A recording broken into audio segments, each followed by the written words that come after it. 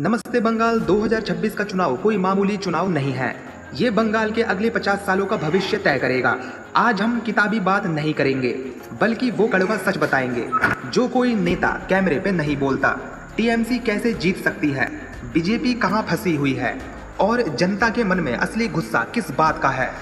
चलिए एक एक पॉइंट को गहराई से समझते हैं। पॉइंट नंबर 1, टीएमसी क्यों जीत सकती है। लक्ष्मी भंडार और महिला वोट। बंगाल में लगभग 2 करोड़ महिलाएं लक्ष्मी भंडार योजना का लाभ ले रही हैं। ये महिलाएं दीदी को अपना रक्षक मानती हैं। अगर ये वोट बैंक नहीं टूटा तो दीदी को हराना नामुमकिन है। संगठन की पकड़। बंगाल के हर ब्लॉक और हर बूथ पर टीएमसी का अपना एक मजबूत काडर है। चुनाव के दिन लोगों को घर से निकालकर बूथ तक ले जाने की जो मशीन टीएमसी के पास है, वो किसी और के पास नहीं। मुस्लिम वोटों का ध्रुवीकरण। बंगाल की करीब 30 से 32% आबादी मुस्लिम है। उन्हें डर है कि बीजेपी आई तो एनआरसी सीएए लागू होगा।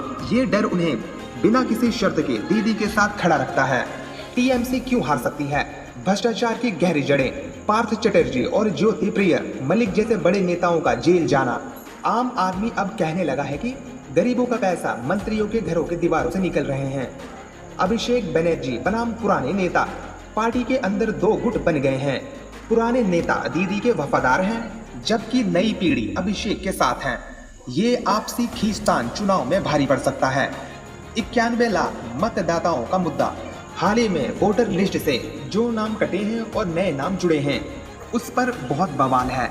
अगर सरकार के समर्थक वोटर कम हुए तो गणित बिगड़ सकता है। तो चलिए जान लेते हैं बीजेपी क्यों जीत सकती है। हिंदू वोट बैंक का एकीकरण।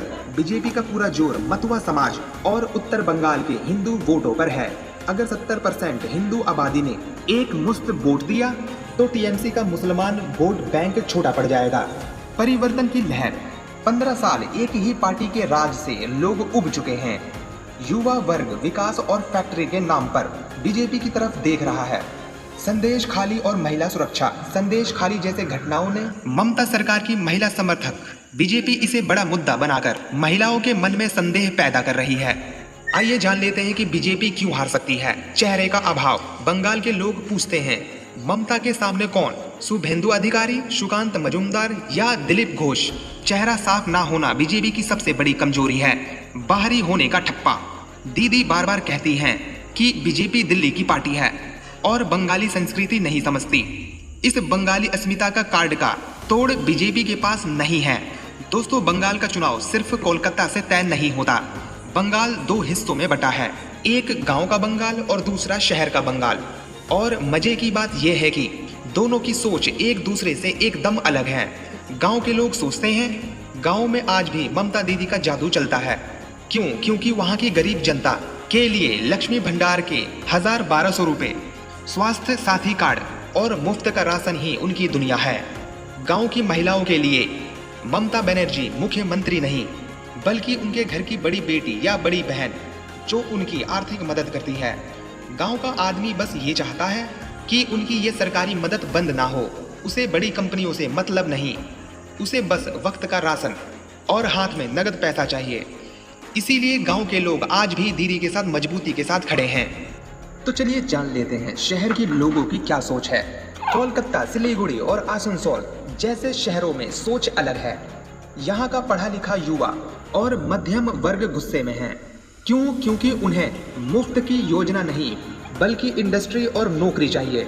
शहर का आदमी देख रहा है कि पड़ोस की राज्यों में आईटी कंपनियां आ रही हैं, लेकिन बंगाल में वही पुरानी जर्जर इमारतें और सिंडिकेट राज है। शहर के लोग चाहते हैं बदलाव। वो चाहते हैं कि बंगाल फिर से व्यापार का केंद्र बने। वो भ्रष्टाचार और कट मनी से तंग आ चुके हैं। इसीलिए शहर में बीजेपी का पलड़ा भारी है। अब जान लेते हैं बंगाल में किस पार्टी को आनी चाहिए। अगर जनता सुरक्षा और मदद चाहती है तो वो टीएमसी को लाएगी। जनता का एक बड़ा हिस्सा मानता है कि दीदी भले ही सख्त हैं, लेकिन वो हमारी अपनी हैं।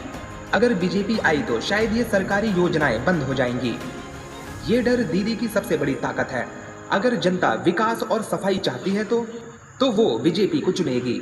वो लोग जो बंगाल को फिर से सोनार बंगला यानी अमीर बंगाल बनाना चाहते हैं, जिन्हें लगता है कि टीएमसी के राज में भ्रष्टाचार चरम पे है, वो बदलाव के लिए बीजेपी को वोट देंगे। जनता इस बार किसी के प्यार में नहीं, बल्कि अपनी जरूरत के लिए वोट देंगी। युवा चाहते हैं उन्हें मुफ्त का राशन नहीं, इज्जत की नौकरी चाहिए। किसान चाहते हैं उन्हें फसलों का सही दाम और बिचौलियों से आज़ादी चाहिए। आम आदमी वो चाहता है कि वोट देने के बाद उसे घर में छिपकर ना बैठना पड़े।